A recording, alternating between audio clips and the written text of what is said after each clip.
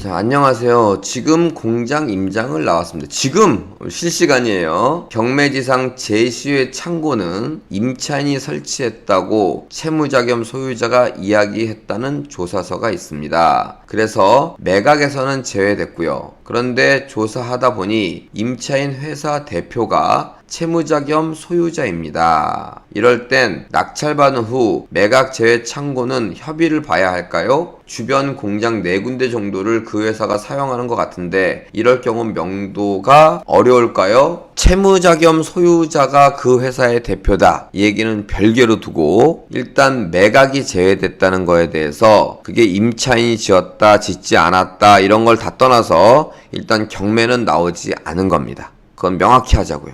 경위가 임차인이 지었는지 딴 사람이 지었는지 이런 거는 중요치 않고 일단 매각 물건 명세서에 경매 목록에서 빠졌다는 거는 그 원인이나 경위는 중요하지 않고 우리는 그 건물에 대한 거는 사는 게 아니다. 일단락 됐어요. 그럼 협의를 봐야 할까요? 라고 하셨는데 당연히 협의 보시면 좋죠. 서로 쌍방이 좋다. 또는 우리 입장에서 얘기하면은 우리가 좋다. 이런 의미지 상대방 말을 100% 들어주는 게 협의는 아닙니다. 여기서 협의한다는 얘기는 서로 좋거나 적어도 나는 좋다. 낙찰자는 좋다. 협의하시는 건 가장 최선이고요. 그리고 협의가 안 됐을 때는 지료나 철거나 법으로 가시는 방법도 있습니다. 하지만 이렇게 주된 건물이 아닌 아마도 등기나 허가가 없을 겁니다. 99% 경험상 그런 것들은 지료 청구는 당연히 가능하고 철거도 용이하니 시간적 여유가 있다면 토지 주인이 반드시 우위에 있는 거니까 협의에 대해서 쫄릴 필요도 없습니다. 결론은 별 신경 쓰지 않아도 된다. 다만 그 매각 제외된 건물이 사이즈가 크다면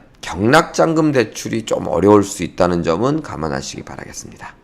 4년 전 부모님이 안산 대부북동 토지를 경매받으셔서 나도 받았는데 농사를 지으시고 계시는데 힘이 드신지 팔까 고민하시는데 몇 년 더 가지고 있는 게 나을까요? 팔고 다른 경매로 갈아타는 게 나을까요? 기존에 갖고 있는 부동산이 있는데 팔아서 새로운 더 좋은 경매 물건으로 갈아타는 게 좋을까요? 아니면 그냥 갖고 있는 게 좋을까요? 뭐가 더 좋을까요? 기존에 있는 부동산보다 훨씬 좋은 물건을 경매로 받을 수 있다면 훨씬 더 좋은 경매 물건을 받으시면 됩니다. 제가 질문자 및 그런 걸 고민하시는 분들한테 제 질문 드립니다. 그거 팔고 그거보다 더 좋은 부동산을 살 수 있는 확신이 있습니까? 여러분들이 이미 고수고 전문가면 그런 확신이 있을 겁니다. 하지만 여기 계신 분들이 대부분 초보자다 보니까 마음은 그러고 싶은데 그 확신이 없는 경우가 많습니다. 직장 다니시는 분들이 저한테 오셔갖고 많은 진로 상담을 하십니다. 또 직장 다니시는 분들은 로망이 그만두고 전업 투자를 한다든가 자기 사업을 한다든가 그렇게 상담이 오면 저는 뭐라 그러냐? 적극 반대합니다. 여러분들이 이미 전업 투자자 정도의 수준이 있거나 아니면 사업의 노하우와 아이템이 갖춰져 있다면 제가 반대할 이유가 없습니다. 하지만 기존의 직장이 지겹거나 매너리즘에 빠졌거나 기타 등등 이유로 회피하기 위해서 새로운 사업이나 전업 투자를 한다. 이 세계는 1단이고 이미 직장 생활은 10단일 겁니다. 이건 대부분 잘못됩니다. 왜? 여기는 1단계잖아. 지금 그 얘기랑 똑같습니다. 기존에 있는 부동산이 있는데 새로 좋은 물건을 살 수 있는 확신만 있다면 당연히 매각하고 이거 사야죠.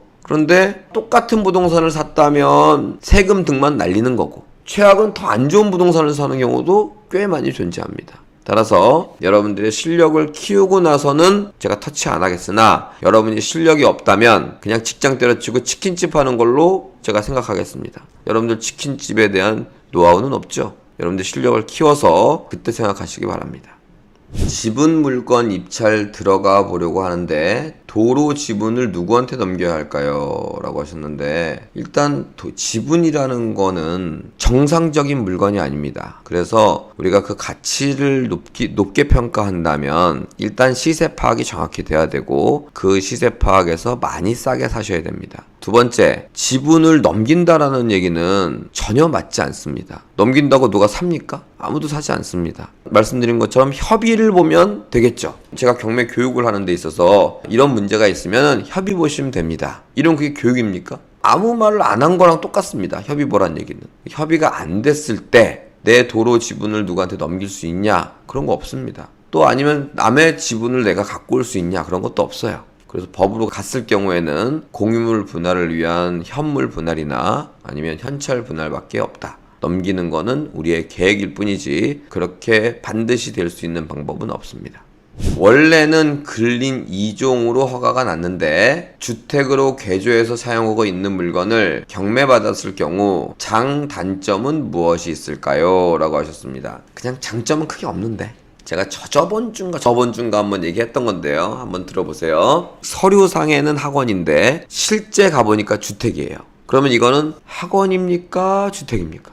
자, 애매하죠? 자, 그런데 분명히 이건 위법한 행위라는 얘기입니다. 정식 신고, 허가가 아니더라도 신고라도 해서 주택으로 바꿔놔서 건축물 대장에는 주택으로 나와 있어야 되는데 건축물 대장에는 학원이라고 나와 있고 실제는 주택이라면 이거는 위반 건축물일 가능성이 굉장히 높습니다. 그러면 그런 위반을 왜 했고 주택을 왜 만들었는지 경험이 있는 사람들이 얘기해 줘야 되겠죠. 그 학원을 만든 건 그 동네에 학원이 너무 잘 돼서 학원을 만든 경우는 거의 드물고요. 거기는 주택으로 만들고 싶은 자리였습니다. 그러나 주차장 등 허가 요건이 까다로워 그냥 학원으로 허가를 낸 겁니다. 그러나 학원으로는 수요가 없으니까 그거를 위법하게도 주택으로 바꿔놓은 거죠.